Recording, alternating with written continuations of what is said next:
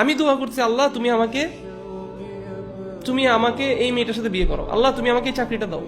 আমি মনে করতেছি আমার জন্য এই মেয়েটার সাথে বিয়ে করাটা ভালো, আমার এই চাকরিটা পাওয়া ভালো। লেকিন আল্লাহ ভালো জানে আমার জন্য কোনটা ভালো কোনটা ভালো। আল্লাহ প্রমিস করতেছে যে দোয়ার রেসপন্স হচ্ছে অ্যাকসেপ্টেন্স।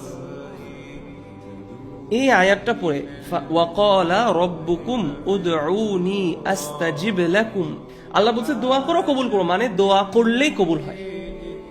এটা নীতি, আপনার জীবনে এটাকে নীতি বানায় ফেলেন, দোয়া করলেই দোয়া কবুল হবে, এটা আল্লাহর কথা।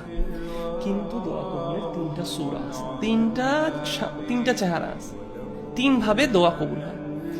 এক, আপনি যে দোয়াটা করছেন সেই দোয়াটা যা চাইছেন তা আপনি পাইছেন।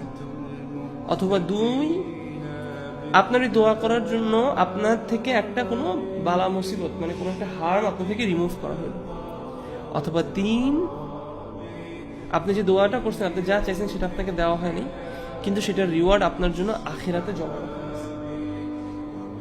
এখন আপনি বলতে পারেন কেন এরকম তিনটা scenario? Because Allah is the best knower of our situation. আল্লাহর ইলমের সাথে আমাদের ইলমের কোনো তুলনা হয় না।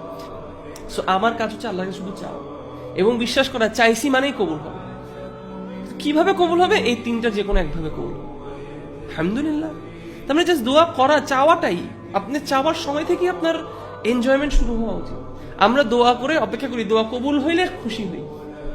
দোয়া যে করতে পারছি, দ্য তৌফিক আমি যে পাইছি, দোয়া করার তৌফিকটা যে আমি পেয়েছি, এখান থেকে আমার খুশি হওয়া সুবহানাল্লাহ।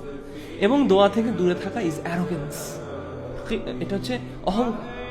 দোয়া থেকে দূরে থাকি এবং আমরা দোয়া করাতে আমরা শিখি সুবহানাল্লাহ।